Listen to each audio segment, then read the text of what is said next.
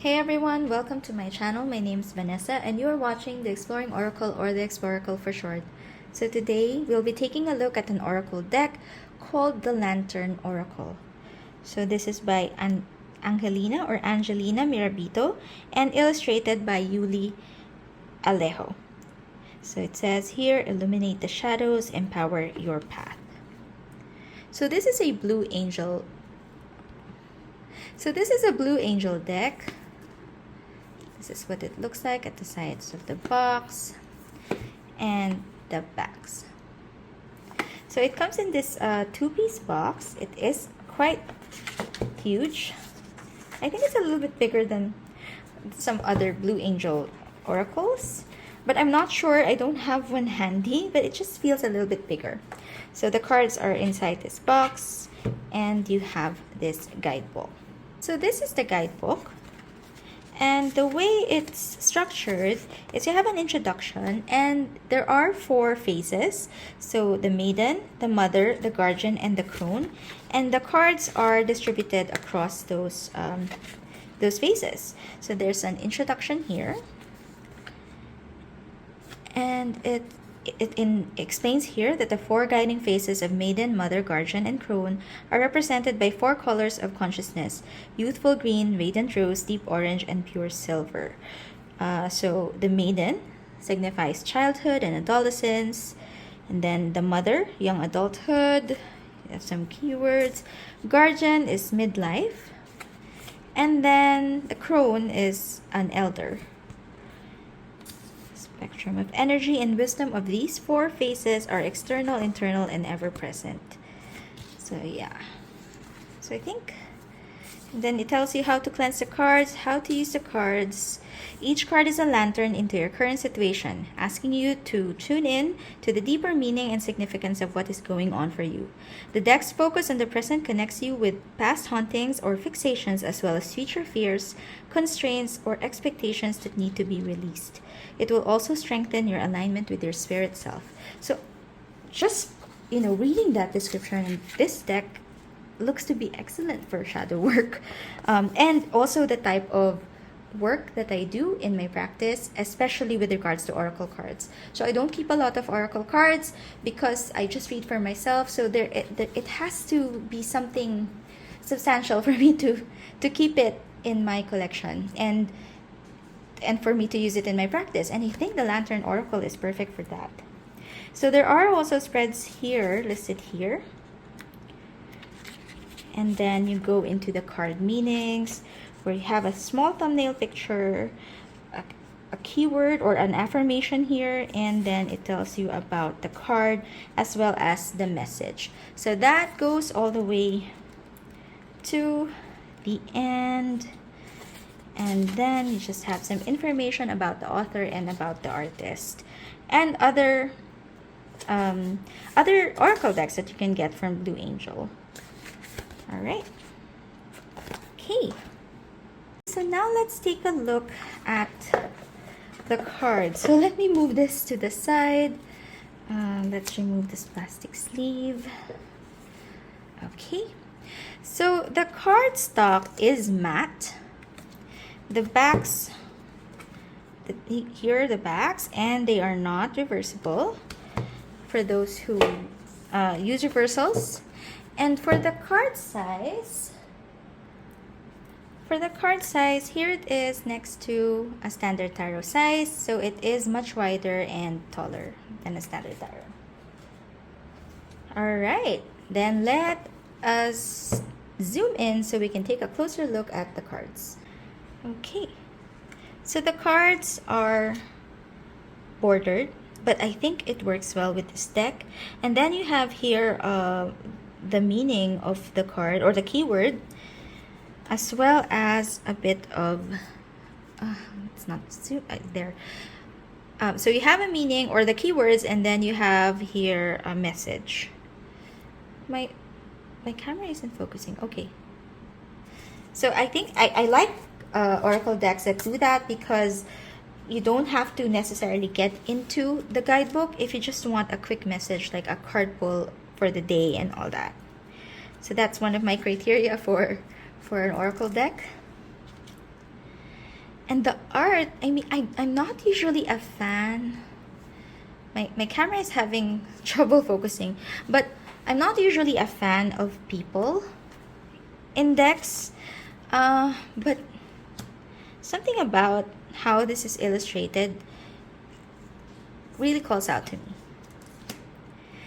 And I first heard about this deck, or I first found this deck in a reading that was done for me by Kelly for Truth and Story. So I got one of her readings from her Etsy, and this is the oracle card that she used. And of course, she's a great reader. I love the reading that I got from her.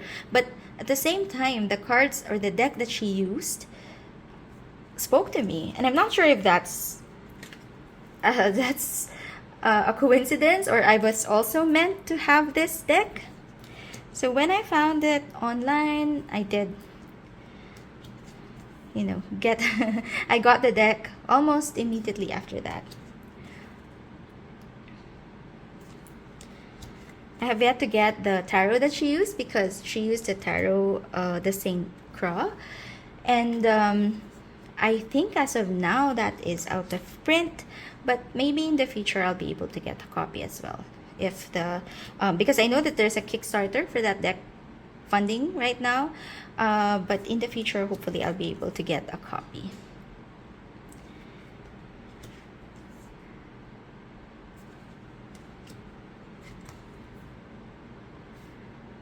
Yeah, I forgot to mention that we've already moved into the Mother, the face of the Mother. And I think this time is already the Guardian, starting with card 23. And the keywords are very powerful. And the art, just, from dark to light, something about it is really speaking to me.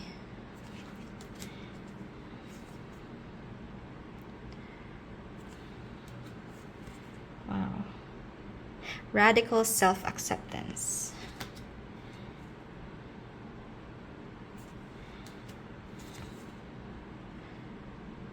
I think this is a great deck, just to work with when you want to check in with yourself. And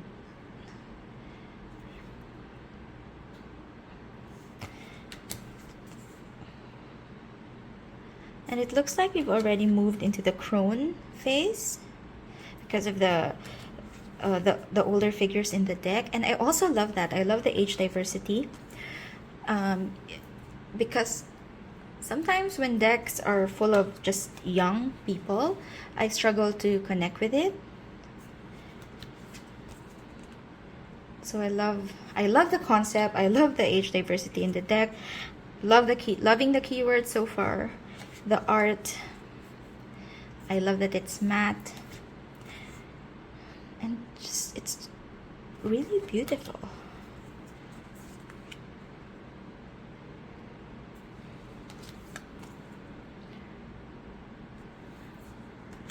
So I zoomed out. Let's see if I can shuffle it. Oops. If I can shuffle it the normal way. Yeah, as long as I can get. It's a little bit of a struggle, because I do have small hands. The deck is bigger than my hand. So usually with decks like this, I usually shuffle it from the corners or sideways, or really just let the cards fall like that. Oops. So I can see I don't shuffle it very well if it's big cards, but yeah, you can work with it. All right, and then side shuffle is a little bit tricky because of the size of the cards. Good one overhand.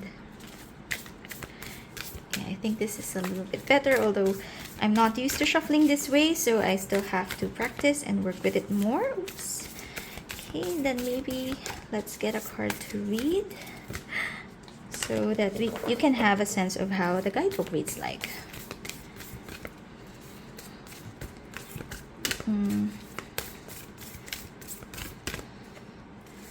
Oops.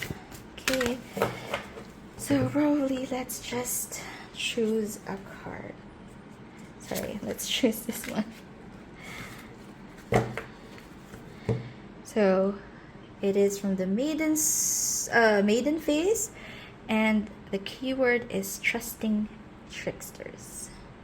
I like that there is a short message here. It says that tricksters' only power is your trust. You are always free to withdraw it. And then what it says in more detail in the guidebook is that tricksters will typically gain your trust gently and then incrementally disrespect your boundaries.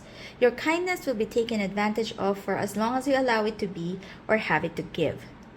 Tricksters excel at detecting any sense of lack or inadequacy that we believe about ourselves. This includes unworthiness, loneliness, and being deficient in some way. Tricksters' false promises to fulfill, protect, and love us in our inadequacies are designed to ensnare us within their influence. Once we enter into the kingdom of their lies, we remain entranced within the glamorous delusion while they sustain themselves upon their vital life force. This is represented by the maiden, who is so smitten with the flower scent that she has become insensible to the stem entwining her to the fox. Thankfully, the trickster's ability to fool us is dependent upon the power that we give it to do so. All that it takes to initiate freeing ourselves is for us to see and acknowledge the trickster's trance for what it is and its empty promises for what they are. Our awareness and clarity of what is true hold the key to weakening a trickster's power over us significantly. From this moment onward, the process of completely unhooking ourselves from the emotional manipulation, mental entrapment, and toxic power dynamic and situation is a choice we must continually make and consolidate with the appropriate action. It may be a time for you or someone you love to take a step back and consider whether there is some sort of unspoken contract between you and a toxic external force, which may be a person, place, object, or situation. If this is so for you, identify how it disrupts or restricts your life and devise a step-by-step plan for how you can safely extract yourself from the trickster to reclaim your power. You may need to confide in trustworthy friends and family or seek an appropriate professional for clarity, advice, and support. There is no need to suffer in silence or remain in any toxic dynamic that thwarts your sense of self-sovereignty, drains your energy, or compromises the incredibly precious, worthy, resourceful, and significant being that you are. Should this apply to a loved one, a time where you are called upon for support might be at hand. And then you also have the maiden's message. Recognize that what is going on is contrary to what you were groomed to believe is taking place. Nurture yourself with trust, courage, and passion that you gave to the trickster. As you recover from the betrayal, loss, and damage of experiencing the trickster, your life will resume, and once you are ready, thrive at rocket speed.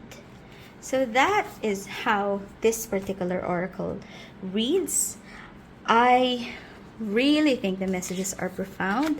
I can't wait to start exploring it, and I think there's a lot of work that can be done with this deck and the messages that you can get from it.